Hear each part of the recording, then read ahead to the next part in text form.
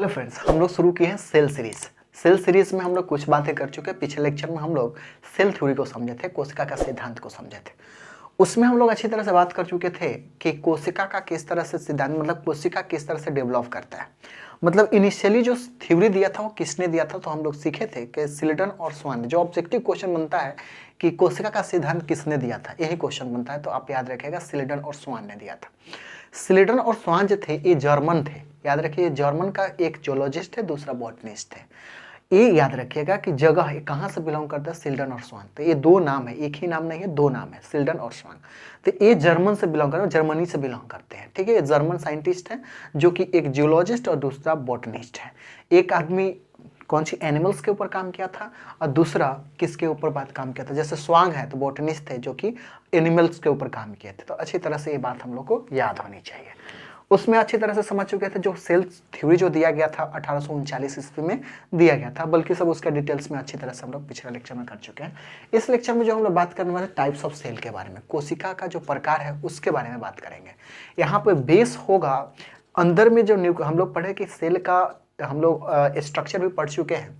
उसके अंदर में सेल के अंदर बहुत सारे ऑर्गेनल्स होते हैं, मतलब बहुत सारे ऑर्गेनल्स को मिलाते हैं, एक जगह पैक करते हैं ऊपर सेल मेम्ब्रेन से, तो बनता है कोशिका, ठीक है। तो कोशिका जो बनता है उसके अंदर बहुत सारे क्या हो गए, ऑर्गेनल्स हो गए। तो अब कोशिका के अंदर में ऑर्गेनल्स के अकॉर्डिंग जो बात करें तो दो तरह से इसको डिवाइड किए जाते हैं, दो तरह से इसको डिवाइड करते हैं। तो इसका मतलब है टाइप्स ऑफ सेल पूछ दिया जाए कोशिका का प्रकार, तो दो प्रकार का कोशिका का प्रकार होता है।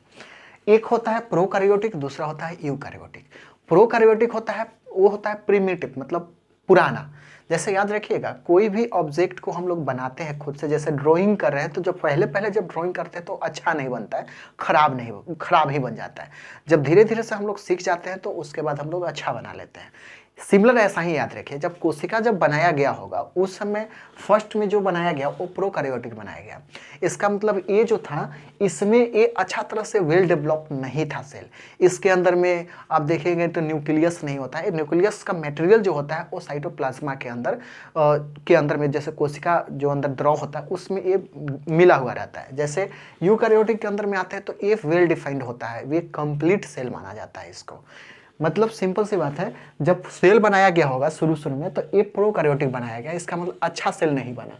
जब आगे बना, कुछ साल हो गए उसको सीखते सीखते, तो सीख करके जो बनाएगा यूकैरियोटिक बनाया गया। इसका मतलब है कि ये जो है ये वेल कंप्लीट नहीं माना जाता है, जबकि ये क्या होता है, कंप्लीट माना जाता है। एक कंप्लीट सेल नहीं है, एक कंप्लीट सेल माना जाता है। किस आधार पे कहा जा रहा है, तो ऑर्गेनल्स के ऊपर इस बात को कहा गया है। तो इसलिए यहाँ पे याद रखिएगा जब प्रोकैरियोटिक की बात करें तो प्रो का मतलब ही होता है प्रिमिटिव, मतलब पुराना, मतलब इनिशियली जब सेल बनाएगा तब की बात कर रहा है। कैरियोटिक मतलब होता है न्यूक्लियस। न्यूक्लियस को हिंदी में हम लोग बोलते हैं केंद्रक, ठीक है। इसको बोलते हैं हम लोग कौन चीज, तो केंद्रक। तो याद रखिएगा, तो एक कैरियोटिक का मतलब भी याद रखिएगा, इसको क्या बोलते हैं, तो न्यूक्लियस बोलते हैं, ठीक है। अच्छा, कैरियोटिक का मतलब न्यूक्लियस होता है, प्रो मतलब प्रिमिटिव होता है। इसका मतलब है, इससे पता चलता है कि इसका न्यूक्लियस कौन चीज है, तो पुराना है। इसका न्यूक्लियस, प्रो मतलब पुराना और कैरियोटिक मतलब न्यूक्लियस, तो कौन चीज का पुराना बात कर रहा है, तो न्यूक्लियस की बात कर रहा है। तो सेल के अंदर सबसे इंपॉर्टेंट पार्ट होता है न्यूक्लियस, मतलब केंद्रक। उसका बात कर रहा है कि ये बहुत पुराना होगा। किस बात में पुराना होगा, तो हम लोग ये जान चुके हैं कि सेल होता है तो बाहरी जो ये कवरिंग होता है उसको हम लोग सेल मेम्ब्रेन या कोशिका झिल्ली बोलते हैं। और अगर प्लांट सेल है तो उसके ऊपर एक और होता है जिसको हम लोग सेल वाल कोशिका भित्ति बोलते हैं। इसके अंदर में कहीं भी होता है कौन चीज, न्यूक्लियस। न्यूक्लियस का कोई पोजीशन फिक्स नहीं होता, तो हम लोग मानते हैं कि बीच में कहीं होता होगा। यहाँ पे है न्यूक्लियस, न्यूक्लियस ये वाला पार्ट, ठीक है। तो न्यूक्लियस के अंदर भी लिक्विड होता है, तो वो घेरा जो होता है वो सेल मेम्ब्रेन से घिरा होता है, ठीक है। अब देखिएगा रूल होता है सेल मेम्ब्रेन से घिरा होना चाहिए। जब प्रोकैरियोटिक आएंगे तो ये जो न्यूक्लियस है सेल मेम्ब्रेन से घिरा हुआ नहीं होगा। इसका मतलब है कि इसका अंदर का लिक्विड जो होगा वो किसके ऊपर, इसके अंदर में ही छिटा हुआ होगा। और इसके अंदर जो भी मटेरियल होंगे ये क्या, साइटोप्लाज्मा मतलब कोशिका झिल्ली के अंदर, जैसे कोशिका द्रव के अंदर ये बिखरा हुआ मिलता है। इसलिए कहा जाता है कि इनिशियली जब ये न्यूक्लियस बन रहा था तो बनाने लोग को नहीं आया, तो ये ऊपर मेम्ब्रेन बनाना ही छोड़ दिया। तो अगर मेम्ब्रेन नहीं है तो हम लोग कहते हैं कि प्रोकैरियोटिक है।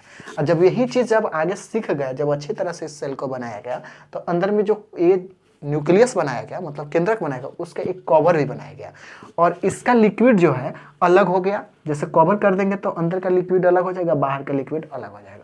अंदर का जो लिक्विड होता है उसको हम न्यूक्लियोप्लाज्म बोलते हैं, मतलब केंद्रक द्रव बोलते हैं, और बाहर में जो लिक्विड होता है उसको हम लोग साइटोप्लाज्म बोलते हैं, मतलब सॉरी साइटोप्लाज्म बोल रहे हैं, हाँ ठीक है, साइटोप्लाज्म ही बोलते हैं इसको, हिंदी में बोलते हैं हम लोग कोशिका द्रव बोलते हैं। तो ये बाहर में जो होता है उसको बोलते हैं। इतना तो बात हमको समझ में आ गया। तो याद रखिएगा, ये जो जहाँ पे कोशिका का जो ऊपर कवर आ जाता है, न्यूक्लियस का कवर आ जाता है, तो वो बन जाता है कौन चीज, यूकारियोटिक बन जाता है। इसका मतलब प्रोकारियोटिक का अलग करने के लिए जो एक बात तो समझ में आया, जिसमें न्यूक्लियस का कवर होगा, मेम्ब्रेन मतलब झिल्ली होगा, तो हम लोग कहेंगे झिल्ली है तो यूकारियोटिक है, झिल्ली नहीं है तो हम लोग कहते हैं प्रोकारियोटिक है। ठीक है, अब देखिए प्रोकारियोटिक ऑर्गेनिज्म को अगर पहचानना है तो कैसे पहचानेंगे, तो याद रखिएगा हम लोग जानते हैं कि सेल जो होता है अकेला भी जिंदा रहता है। जैसे हम लोग करोड़ों सेल से बने हुए हैं, बहुत सारे सेल अपने अंदर में है, सबका अलग अलग फंक्शन है। तो अगर एक सेल की बात करें, एक सेल, ठीक है ना, ह्यूमन बॉडी का नहीं, कोई अलग टाइप का सेल होगा, अकेला भी होगा ना तो भी ये जीवित होगा, ये क्या होगा, लाइव होगा, अकेला, ये सिंगल इसको बोलते हैं। ये क्या होगा, सिंगल सेल। अगर सिंगल सेल है तो हम लोग कहते हैं ज्यादातर सिंगल सेल जो होता है प्रोकारियोटिक होता है। ऐसा जरूरी नहीं कि सिंगल सेल प्रोकारियोटिक होगा, लेकिन याद रखिएगा कि अगर प्रोकारियोटिक अगर है तो वो हमेशा सिंगल सेल ऑर्गेनिज्म होंगे, उसका एक ही सेल होगा। देखिएगा, याद रखिएगा, सिंगल सेल यूकारियोटिक में भी आते हैं, तो ऐसा नहीं कह रहे हैं कि ये सिंगल सेल है तो प्रोकारियोटिक है, नहीं, लेकिन ये बात बोलते हैं जो प्रोकारियोटिक है वो सिंगल सेल्ड होता है, मतलब एक ही सेल से वो बना होता है। ठीक है, इसमें लिख दिए कि लैक ऑफ न्यूक्लियर मेम्ब्रेन, ये जो बात की है इसको बोलते हैं न्यूक्लियर मेम्ब्रेन, इसको बोलता है केंद्रक झिल्ली। ये जो पार्ट दिख रहा है इसको क्या बोलते हैं, तो बोलते हैं केंद्रक कौन सी झिल्ली। अब याद रखिएगा केंद्रक झिल्ली का यहाँ पे क्या होता है, लैक मतलब कमी होता है, यहाँ पे केंद्रक झिल्ली होता ही नहीं है। ठीक है, इस बात को याद रखिएगा, केंद्रक झिल्ली यहाँ पे लिख दिया। अच्छा, ये केंद्रक झिल्ली नहीं होगा तो इसके अंदर जो मटेरियल होता है वो कहाँ होगा, तो साइटोप्लाज्म के अंदर में होगा, साइटोप्लाज्म के अंदर होता है, कोशिका कौन चीज, कोशिका, यहाँ पे झिल्ली नहीं, यहाँ पे द्रव के अंदर होगा, है ना, द्रव्य या फिर द्रव के अंदर में होगा। तो यहाँ लिखिए nuclear materials is present in the region of the cytoplasm, किसके अंदर, कोशिका द्रव के अंदर में इसका मटेरियल बिखरा हुआ होता है। जैसे डीएनए हो गया, क्रोमैटिन हो गया, क्रोमेटिन जिसको बोलते हैं, है ना, मतलब क्रोमोसोम बोलते हैं, वो जो होगा बिखरा हुआ पार्ट में होगा सेल के अंदर में।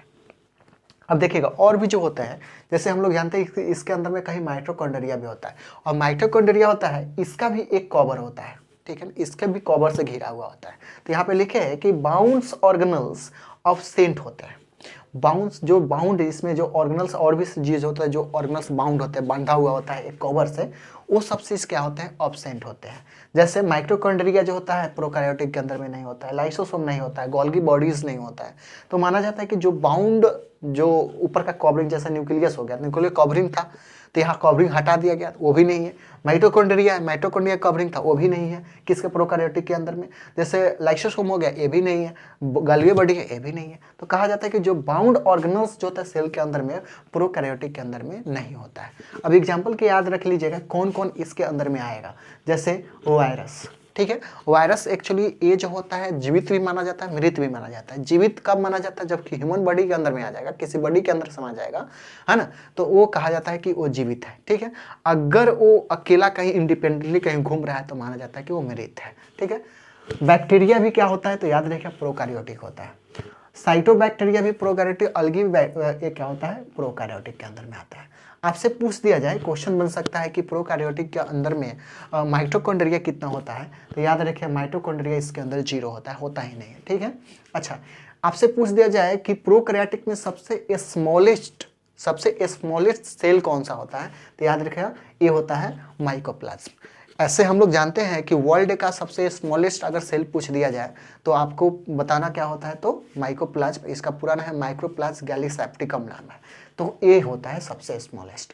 अच्छा, सेल डिवीजन ये करता है क्या, ये सेल डिवीजन बहुत सारे बुक में लिखेगा नहीं करता है। ठीक है ना, तो अगर ऑप्शन में दे रहा है कि अगर ऑप्शन में अगर ए वाला नहीं है तो मार लेंगे कि ए नहीं है।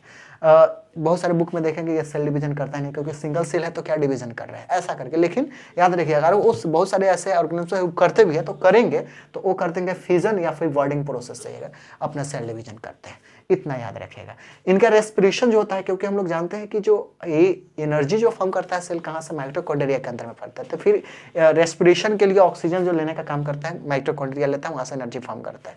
तो यहाँ पे रेस्पिरेशन का काम कौन करता है, तो याद रखिएगा ये प्लाज्मा मेम्ब्रेन के अंदर में काम करता है, मतलब कोशिका झिल्ली के अंदर में ये काम करता है। अगर यहाँ से पूछ देंगे क्रोमोसोम कितना होता है प्रोकैरियोटिक सेल में, तो याद रखिएगा इसमें होता है 1 होता है। तो ये सब चीज ऑब्जेक्टिव क्वेश्चन डायरेक्ट आपसे पूछा जा सकता है, ठीक है। क्रोमोसोम कितना होता है, तो 1 होता है। सेल डिवीजन कितना कौन तरीका से करता है, बर्डिंग प्रोसेस है, फ्यूजन प्रोसेस से। स्मॉलेस्ट कौन सा है, तो माइकोप्लाज्मा गैलीसेप्टिकम है। नंबर ऑफ माइटोकॉन्ड्रिया कितना है इसमें प्रोकैरियोटिक के अंदर, तो 0 है। उसी तरह न्यूक्लियर जो मटेरियल होता है वो कहाँ होता है, कहाँ पे होता है, तो न्यूक्लियस के अंदर जो साइटोप्लाज्म है इसके अंदर बिखरा होता है। जो बिखरा हुआ पार्ट होता है उसको हम लोग बोलते हैं न्यूक्लियोटाइड्स बोलते हैं, इसको बोलते हैं न्यूक्लियोइड्स, ठीक है। क्या बोलते हैं, न्यूक्लियोइड्स, न्यूक्लियोटाइड्स नहीं न्यूक्लियोइड्स। न्यूक्लियोटाइड्स हम लोग बात करेंगे वो क्या होता है इसके अंदर, मतलब न्यूक्लियस का न्यूक्लियोटाइड्स होता है, ये न्यूक्लियोइड्स बोलते हैं, ठीक है। क्या बोलते हैं इसको, न्यूक्लियोइड्स बोलते हैं, इतना याद रखें। पहले भी हम लोग बात कर चुके हैं कि स्टडी ऑफ सेल हम लोग बोलते हैं साइटोलॉजी, ठीक है। साइटोलॉजी का फादर जो माना जाता है रॉबर्ट हुक को माना जाता है। अगर हम लोग इंडियन बात करें कि इंडिया का फादर साइटोलॉजी का किसे कहा जाता है, तो इनको ए के शर्मा जी को कहा जाता है। अगर मॉडर्न फादर ऑफ साइटोलॉजी पूछ दिया जाए तो सीपी स्वानसन को कहा जाता है। तो ये क्वेश्चन आपसे बन सकते हैं, ये याद रखते हैं।